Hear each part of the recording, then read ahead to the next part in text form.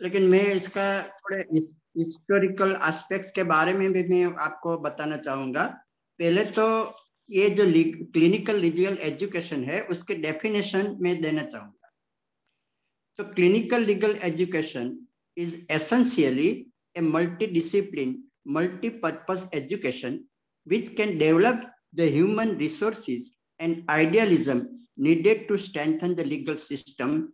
A lawyer, a product of such education, would be able to contribute to national development and social change in a much more constructive manner. It is a learning environment where students identify, research and apply knowledge in a setting which replicates, at least in part, the world where it is practiced. It almost inevitably means that the student takes on some aspect of a case and conducts this as it would be conducted in the real world. तो ये तो काफी गहरी definition है, लेकिन हमारे यहाँ clinical education का जो वर्ड है, जैसे रश्मि बेन ने बताया कि मेडिकल टर्मिनोलॉजी है, वैसे भी ये मेडिकल टर्मिनोलॉजी से ही उठाया गया वर्ड है। तो जैसे मेडिकल फील्ड में क्लिनिकल नॉलेज का प्रैक्टिस होता है, वैसे ही लीगल एजुकेशन में क्लिनिकल एक्सपीरियंस और नॉलेज का यूज क्यों न किया जाए। एक कंसेप्ट पहली बार जब 1960 और 1960 के डिकेड्स में पूरे विश्व में लीगल एड की मूवमेंट चली थी, तब भारत में भी ये मूवमेंट का असर हुआ।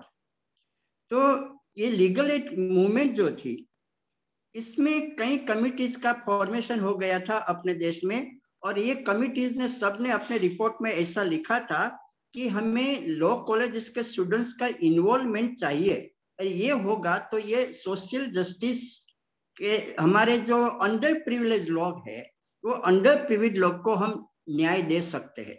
क्योंकि हमारे अंडर प्रिविलेज लोग को ये पता नहीं कि हमारी एडमिनिस्ट्रेशन जस्टिस डिलीवरी कैसी है, एक्सेस टू जस्टिस कैसे किया जाता है, ये उसके बारे में वे लोग कुछ जानते भी नहीं थे। तो अगर हम अपने कॉन्स्टिट्यूशन में जो सोशल जस्टिस का नारा लगाया है, उसको अगर हम मूर्तिमंत करना चाहते हैं, तो हमें ये लीगल एड क्लिनिक हमें हर एक जगह शुरू करना चाहिए। तो इसके बारे में हमारे जो क्लिनिकल लीगल एजुकेशन का जो एम है, वो ऐसे हमारे लॉयर्स को तैयार करना है कि जो अपने देश के जो अनप्रिविलेज ग्रुप्स है, उसको सोशल जस्टिस की फाइट में सोल्जर्स की तरह वो खड़े रहे। ये क्लिनिकल लीगल एजुकेशन का एम है। तो लेकिन क्या हुआ, 1970 के डिकेड्स में कुछ जो प्रेस्टिजियस यूनिवर्सिटीज थी अपने देश की, उन्होंने ये क्लिनिकल लीगल एजुकेशन शुरू कर दिया अपने अभ्यासक्रम में, अपनी कॉलेज में। लेकिन बाकी की जो यूनिवर्सिटीज थे, लॉ कॉलेजेस थी, वे बेपरवाह रही, उन्होंने ये क्लिनिकल लीगल एजुकेशन नहीं शुरू किया। तो फिर क्या हुआ कि नेशनल कमीशन ऑफ नॉलेज जो था, उन्होंने एक वर्किंग ग्रुप लीगल एजुकेशन पे बनाया था। उन्होंने ये लिखा कि भाई हमारी जो गरीबी है, हमारा जो सोशल जस्टिस है, सोशल एक्सक्लूजन है, उसके बारे में अगर हम अपने जो स्टूडेंट्स को अवगत करना चाहेंगे, तो क्लिनिकल लीगल एजुकेशन हर एक लॉ कॉलेज में होना चाहिए। तो ये क्या हुआ कि हमारे जो फ्यूचर लॉयर्स है, उसको हम अवगत करना चाहेंगे। फिर क्या हुआ कि ministry of law and justice ने 1970 में 3 कमिटीज का फॉर्मेशन किया, और ये तीनों जो कमिटीज थे, उन्होंने अपने रिपोर्ट में ये ऐसा सुझाव दिया कि लॉ करिकुलम में ये क्लिनिकल लीगल एजुकेशन को दाखिल करना चाहिए।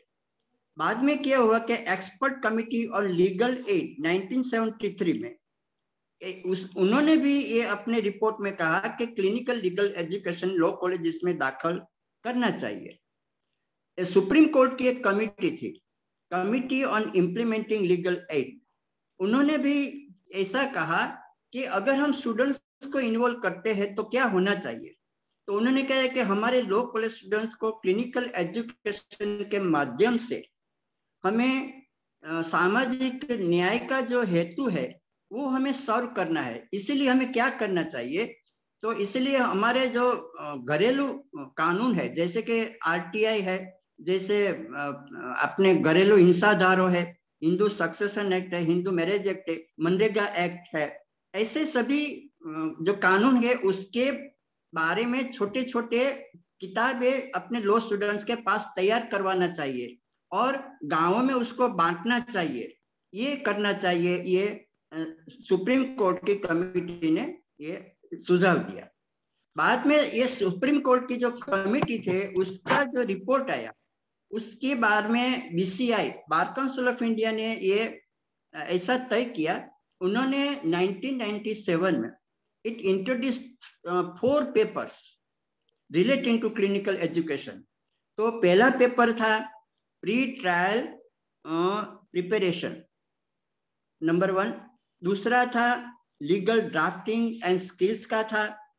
तीसरा था प्रोफेशनल एथिक्स का था और चौथा था legal aid and public interest litigation.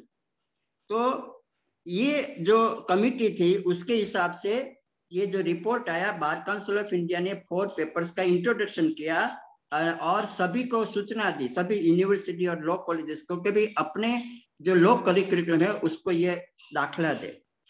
तो अभी प्रवीण भाई ने जो पूछा है, तो मेरे ख्याल से जहां तक बार काउंसिल ऑफ इंडिया का सवाल है, वो तो पता नहीं, मैं आपको बताऊं गुजरात का उदाहरण देके कि 2 साल पहले यहाँ गुजरात में 33 कॉलेजेस थी और 2 साल में न जाने क्या हो गया कि there are 93 colleges in Gujarat. आप सोचिए, पहले तो बार काउंसिल ऑफ इंडिया का ये मैंडेट था कि जहां भी डिस्ट्रिक्ट टाउन हो वहीं लॉ कॉलेजेस शुरू होने का हम अप्रूवल देंगे। अभी तो ऐसा हुआ है कि छोटे छोटे गांव में जहां बस की भी सुविधा नहीं है, जहां पानी की भी सुविधा नहीं है, ऐसे गांवों में लॉ कॉलेज शुरू करने का बार काउंसिल ऑफ इंडिया ने अप्रूवल दिया है। दूसरी बात, मेरे ख्याल से वैसे तो एडवोकेट्स एक्ट के हिसाब से under section 7 and section 6 bar council is authorized to monitor the legal education throughout the country। और बार काउंसिल का ये मैंडेट भी है कि हर साल बार काउंसिल का इंस्पेक्शन हर एक लॉ कॉलेज में होना चाहिए। तो जैसे अपने ये रश्मि बेन ने बताया कि for the last 30 years she has been serving law college. मैं आपको बताऊं कि मैं 50 साल से लॉ कॉलेज में हूं, फ्रॉम 1970। अभी तक सिर्फ एक बार, वो भी बाय चांस, लॉ कॉलेज का इंस्पेक्शन हुआ है। मेरे 50 साल के करियर में कभी भी मैंने नहीं देखा कि yearly inspection Bar council of India और Bar council of State bar Council से हुआ है। मैंने अभी बार काउंसिल गुजरात को ऐसा लिखा था कि भाई आप लोग क्यों ईयरली इंस्पेक्शन नहीं करते। तो स्टेट बार काउंसिल ने मुझे जवाब दिया कि भाई हमारे पास जो लॉ कॉलेज का इंस्पेक्शन का जो पावर था वो बीसीआई ने हमारे पास से ले लिया है, इसलिए हम बार लॉ कॉलेज गुजरात में ईयरली इंस्पेक्शन नहीं कर सकते हैं।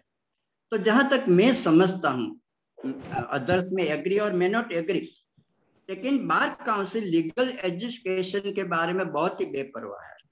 उसको जो सीरियसनेस होनी चाहिए, क्योंकि हमारे जो फ्यूचर लॉयर्स है वो हमारे समाज के सोशल डेवलपमेंट में चेंज ले आ सकते हैं। अभी हमारा जो समाज है वो बहुत ही ट्रेडिशनल है, तो ये ट्रेडिशनल होने की वजह क्या है, इग्नोरेंट भी है, वो एक्सेस टू जस्टिस भी नहीं पा रहे हैं। तो उसको कैसे सेंसिटाइज करें हमारे फ्यूचर लोगों को। जैसे हमने बताया कि मैं जानता हूं कि राइट फ्रॉम 1976 ये हमारे 5 ईयर लॉ कोर्स का इंट्रोडक्शन हो गया है। गुजरात में भी कई जगह है, पूरे देश में भी कितनी कॉलेजों में है। तो ये जब हुआ तो उसके पीछे का जो एम था तो ये था कि हमारे गांव के लोगों को, जो अनपढ़ है, जो इग्नोरेंट है, उन सब लोगों को हम अपने न्याय दिलाएंगे। तो सिर्फ लॉ ने न्याय दिलाएंगे ये सोच था, लेकिन हुआ क्या है कि ये सब लोग जो आउट होते हैं, पास होते हैं 5 ईयर लॉ डिग्री कोर्स पे, तो मोस्ट ऑफ द स्टूडेंट्स क्या होता है कि कॉर्पोरेट हाउस में दाखिल हो जाता है, या बड़ी बड़ी लॉ फर्म हो उसमें दाखिल हो जाता है, या आर्बिट्रेशन करते हैं, या प्रॉपर्टी राइट्स के केसेस लड़ते हैं। लेकिन हमारे जो गरीब और अनपढ़ और अनप्रिविलेज सेक्शन ऑफ पीपल है हमारे देश के, उन लोगों की जो सर्विस होना चाहिए, उन लोगों को जो हमें न्याय दिलाना चाहिए, ये न्याय नहीं दे पाते इसकी वजह से, क्योंकि पूरा कंसेप्ट जो है वो दूसरी जगह फैल गया। तो इसीलिए तो देयर आर 3 रिकमेंडेशंस अपने क्लिनिकल लीगल एजुकेशन के लिए। 3 बातें मैं रखता हूं।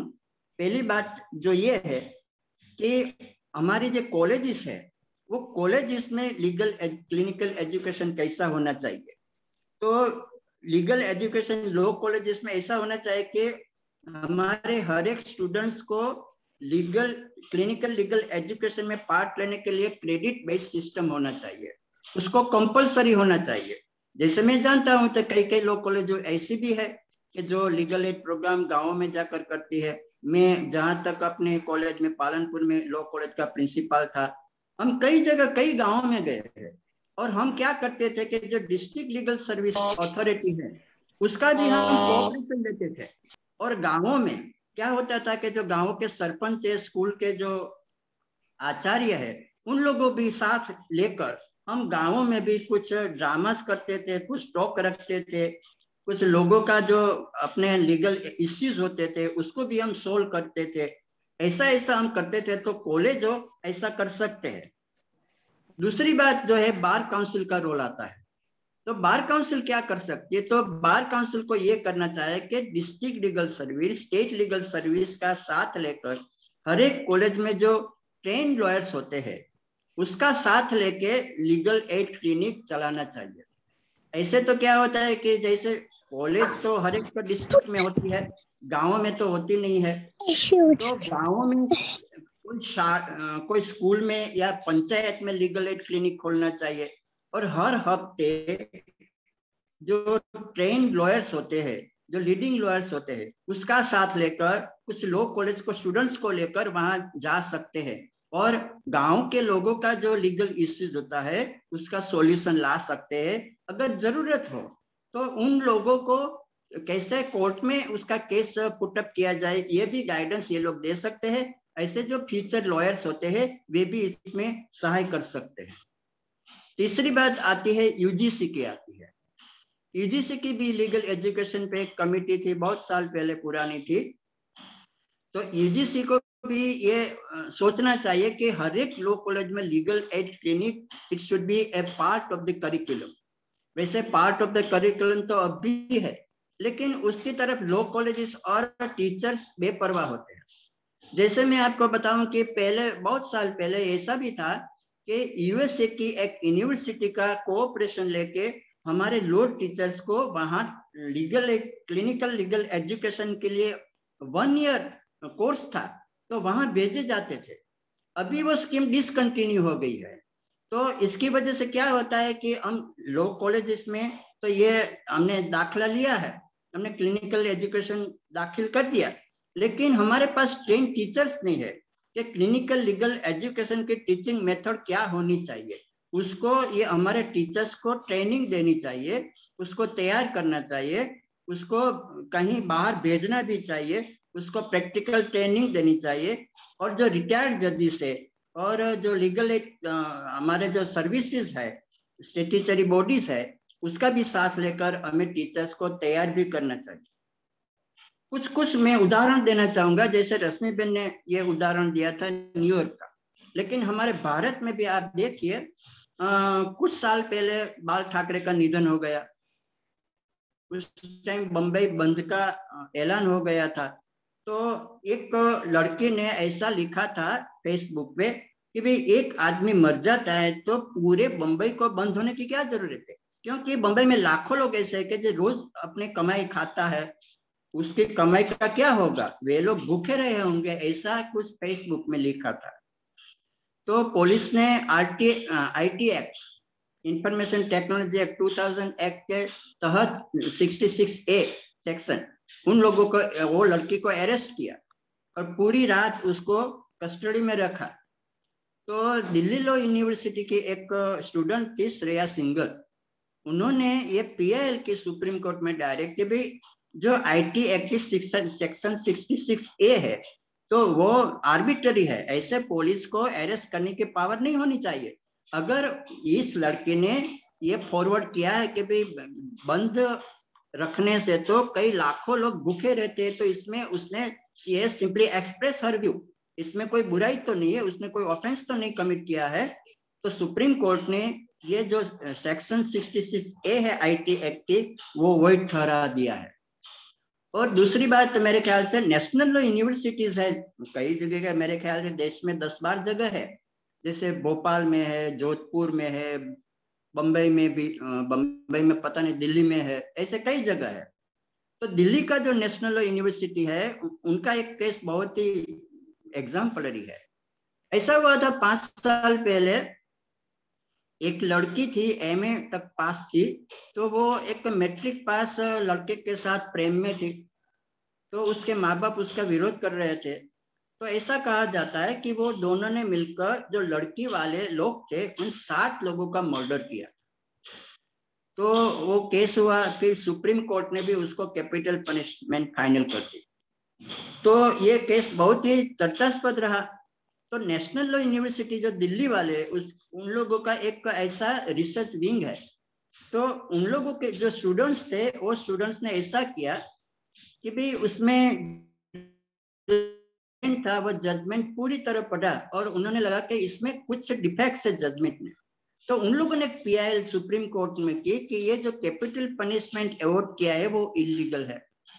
तो सुप्रीम कोर्ट ने भी ऐसा सोचा, और जो कैपिटल पनिशमेंट का जो जजमेंट था उस पर सुप्रीम कोर्ट ने रोक लगा दी। तो ये क्लिनिकल एजुकेशन है। तो हमारे देश में क्लिनिकल लीगल एजुकेशन का जो कंसेप्ट है पूरी तरह फैल नहीं पाता, क्योंकि मैं जहां तक समझता हूँ, मुझे तो गुजरात का तजुर्बा है, मैं पूरे देश का तो मैं कह नहीं सकता, लेकिन अपने यहाँ पूरी सीरियसनेस में ये लीगल एजुकेशन नहीं पढ़ाया जाता। फिर क्लिनिकल लीगल एजुकेशन तो कहाँ से पढ़ाया जाता। और मैं बार बार यहाँ लिखता हूँ, अपने bar council, state bar council को लिखता हूँ, बार काउंसिल ऑफ इंडिया को भी लिखता हूँ। मैं अपना एक पर्सनल एग्जांपल दूंगा कि 2008 में अहमदाबाद में बहुत ही बारिश हुई।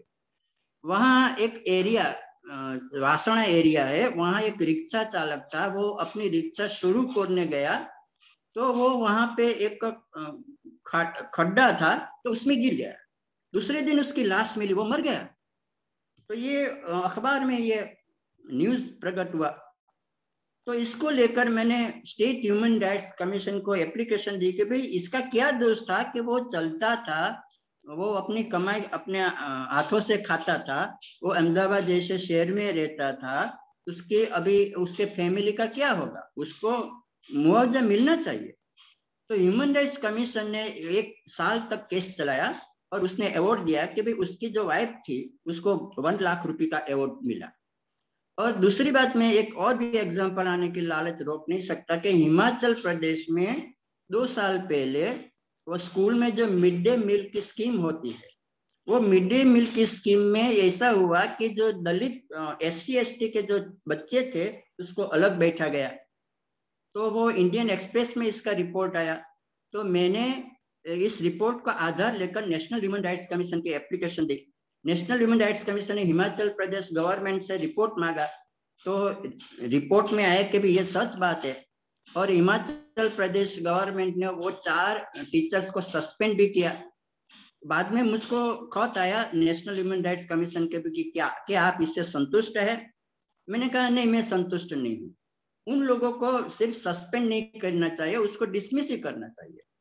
और हर एक स्टूडेंट, ऐसे 102 स्टूडेंट थे, हर एक स्टूडेंट को 1 लाख रुपया कंपेंसेशन का ऑर्डर किया।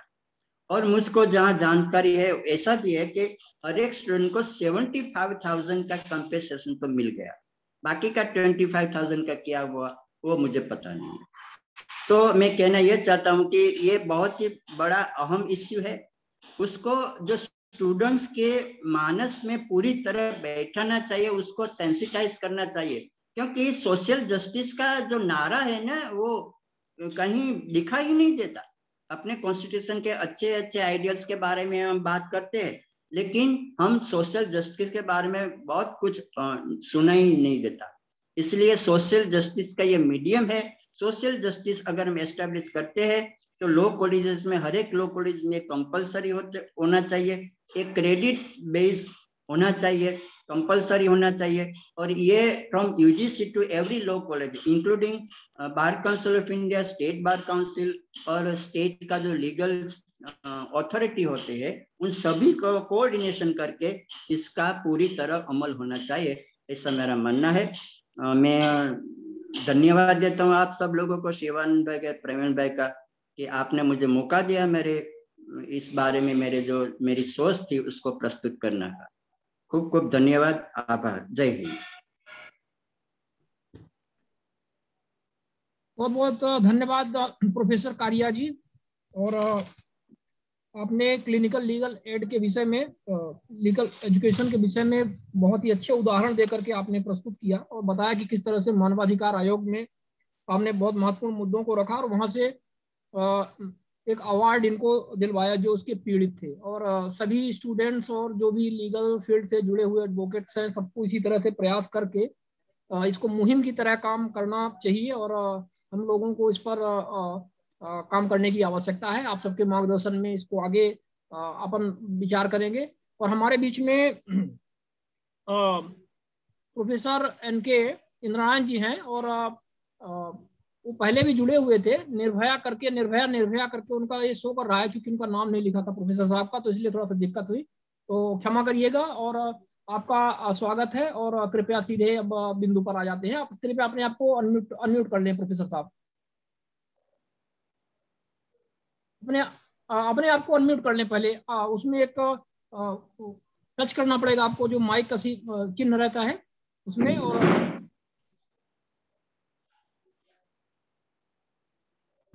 जी जी, आवाज आई? हाँ आवाज आ रही है। जी जी जी बिल्कुल, आप आ रही है आपकी आवाज। Okay. Clinical legal education and RTI, इस विषय पे मैं अपने विचार आपके सामने रख रहा हूँ। Can you hear me? Yes. जी जी जी, आपकी आवाज आ रही है। हाँ, जस्टिस होम्स ने एक बात कही थी कि लॉ इज नॉट ए